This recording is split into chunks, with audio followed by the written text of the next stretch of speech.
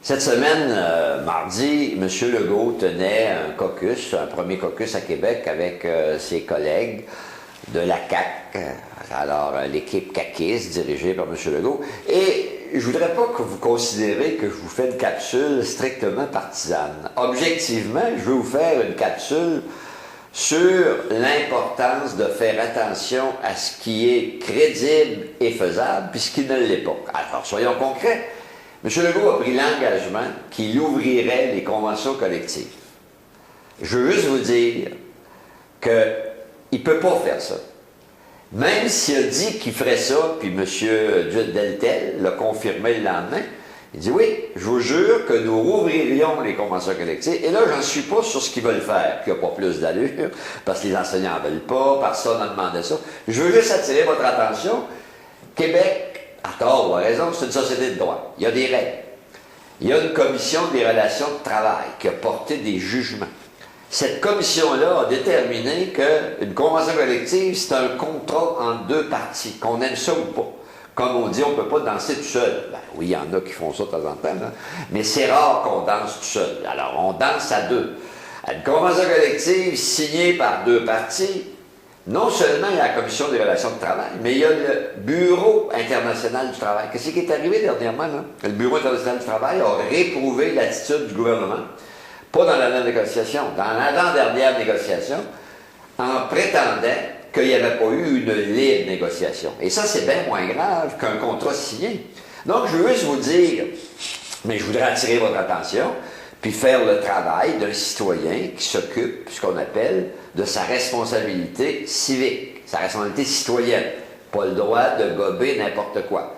Je le sais bien que c'est un nouveau parti, puis il veut drainer de l'appui populaire. Je le sais bien qu'il va prétendre, nous, on veut bouger. Nous, on ne veut pas être immobile. Je suis contre l'immobilisme du gouvernement en place. Ça, il a raison. Mais à condition qu'il dise des choses qui peuvent toucher. M. Legault aurait dit, vous nous élisez, on va modifier le Code du travail, puis on va dire, dorénavant, les conventions collectives, là, pour des raisons, ce que j'appelle d'intérêt public, le gouvernement pourra unilatéralement ouvrir ça. Ça n'aura pas eu plus d'allure. Mais au moins, là, il pourrait faire ça, parce qu'il serait sur une base légale, si vous me comprenez. C'est ça le sujet. Mais je ne veux pas être légaliste, je ne suis pas avocat, je n'ai pas besoin de l'aide pour comprendre le bon sens, mais je vous jure que c'est pas possible. Et il le sait autant que moi. Alors, pourquoi que je voulais vous faire une chronique là-dessus? Pour vous habituer à porter un jugement critique sur ce qui peut être fait, puis ce qui ne peut pas être fait. Donc, ouvrir unilatéralement les conventions collectives, ça ne pourra pas être fait. Il ne le ferait pas. Donc, vous devez sentir là-dedans que ce n'est que ce que j'appelle de l'appui populaire, genre quand M. Cahouette vivait. Puis là, je respecte ceux qui l'appuyaient.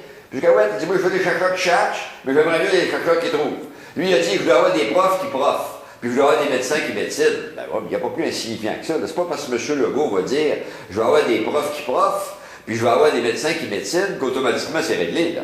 Dans une société de droit, il faut respecter les règles. Alors, je voulais attirer votre attention là-dessus. Puis, je vais faire ça de temps en temps, un sujet d'intérêt public, parce que ça, c'est le grand débat. Je vais vous en faire un prochain grand débat, là. Il va porter possiblement sur la nécessité de réfléchir sur la prolongation de l'âge de la retraite, parce que, si tu veux, l'espérance de vie grandit. Puis, à un moment donné, là, si on fait semblant que ça ne touche pas, puis on ne touche pas à ça, c'est pas parce qu'on veut clencher les gens plus vite, c'est que la société, à un moment donné, doit considérer des faits factuels. Dans 10 ans, là, on a 3 ans de gagner d'espérance de vie. Puis, alors, en tout cas, je vais vous en parler, on vous en parlera une autre fois. Mais là, restons sur le sujet d'aujourd'hui. C'est important d'être attentif et pas gober n'importe quoi. Vous avez un devoir, en tout temps, d'être critique. Merci, à la prochaine.